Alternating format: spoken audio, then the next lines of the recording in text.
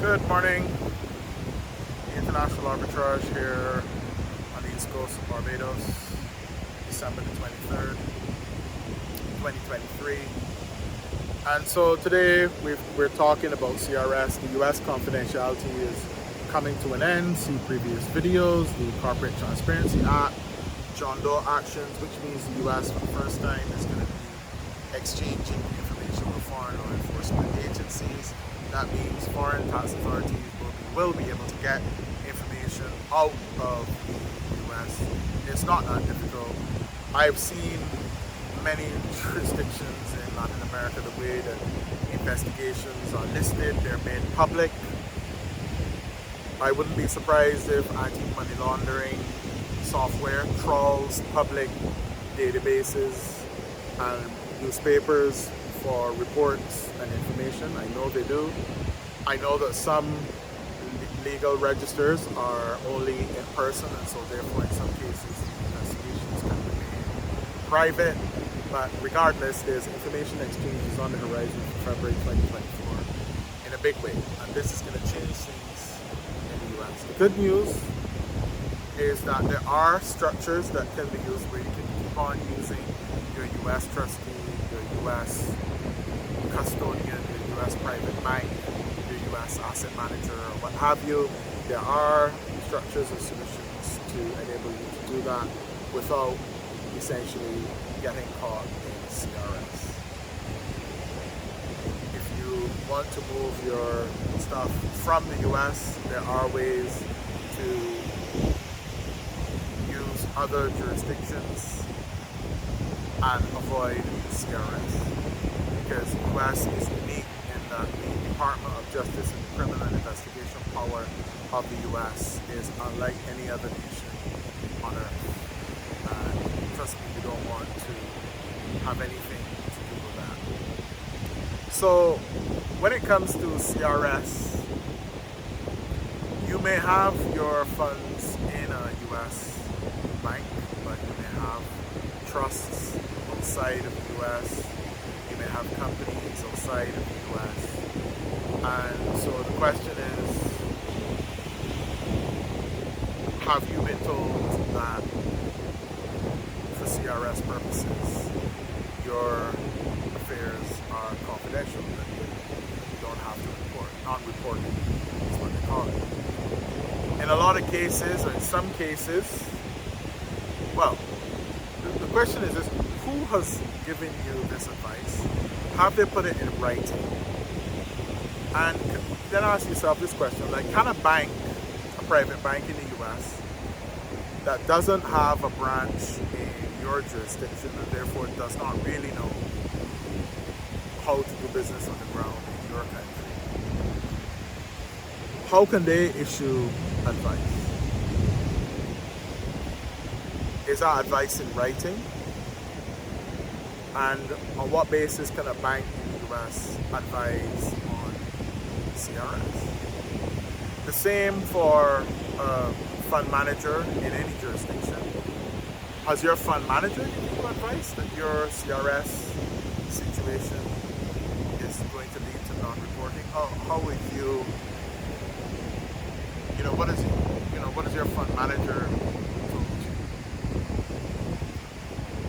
How is your fund manager really in a position to give you advice on a multi-jurisdictional workings of CRS? They're not. Can you really rely on that advice? Probably not, because they're not holding it out professionally.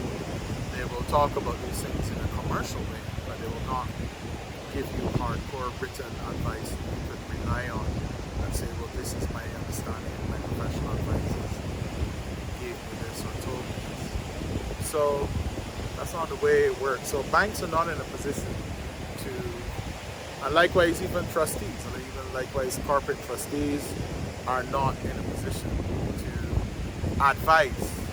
They will talk about it, discuss it, share information about CRS and why your arrangements remain confidential, but they're not in a position to advise you on these things. And the reason they're not in a position to advise you, look at your services agreements.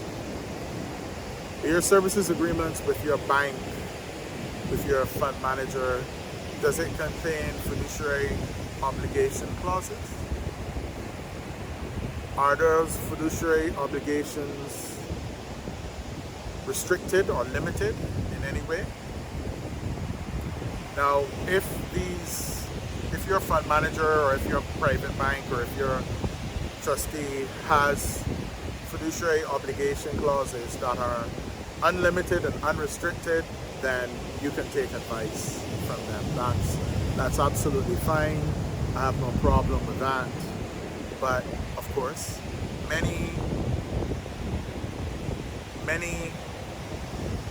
institutions, companies, advice fund managers, banks, private banks, what have you, they're, especially in the US, but other places as well, the fiduciary obligations are, which can be limited and restricted by contract, are limited and restricted, which means that you can't really turn around if the advice that you receive turns out to be wrong and it leads to problems for you. You cannot then turn around and ask them to help you. You cannot turn around and ask them or blame them or rely on or force them to provide you with assistance in resolving problems or anything like that. There's no remedy, because the fiduciary obligations are restricted and limited.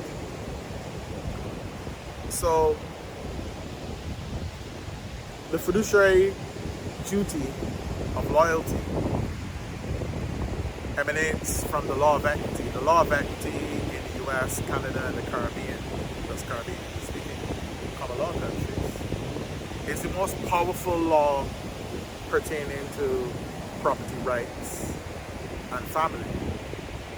And you would be well advised to make sure that your property and your services and your service providers have a fiduciary duty to you, so that you're covered by it, and that you can use the law of equity to protect yourself and your family and your business and your property.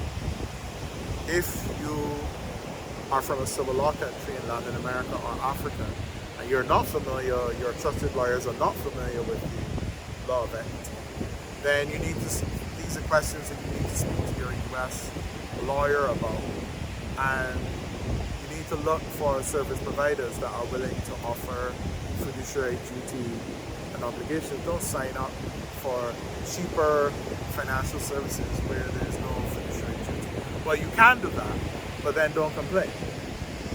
Well, then you won't be able to complain. You won't be able to do anything to protect your family if and when the time comes. So the law of equity, fiduciary duty, is the most powerful law pertaining to property and family in the United States of America and Canada. And so if you're going to be taking advice on CRS, make sure that your service provider has a fiduciary duty to you. If they don't, then really, what legs is that advice standing on? Especially if the advice is not in written form, then you are asking for problems. Because of the CTA, the Corporate Transparency Act, John Doe cases, and other things going on in the US, the regulations passed along with the Corporate Transparency Act, the US is no longer, the confidentiality, the Iron Curtain of confidentiality will no longer exist. It takes a long time to move structures and arrangements from one jurisdiction to another or rearrange things. And so therefore what you need to do is you need to start looking at this and then decide what it is you want to do. The one good thing about lawyers is that lawyers can offer clients a fiduciary duty. So I spoke on the previous video that CRS solutions where you're using a trust in one jurisdiction, a custodial institution in another jurisdiction, private banking, another jurisdiction, and fund manager in another does like 4 or 5 jurisdictions. This is going to be quite commonplace if you want to have confidentiality and not be caught up in automatic information exchange. And so in order to take advantage of this type of advice, which is multi-jurisdictional advice, at the very least, the person offering you multi-jurisdictional advice should have some type of a fiduciary duty to you and your family if they're going to be offering that kind of advice. So you want to look at the contract of your service provider. Are they willing to offer a fiduciary duty to you and yours?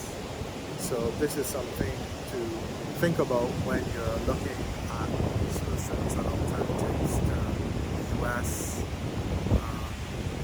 and keeping all your long-term capital in the US.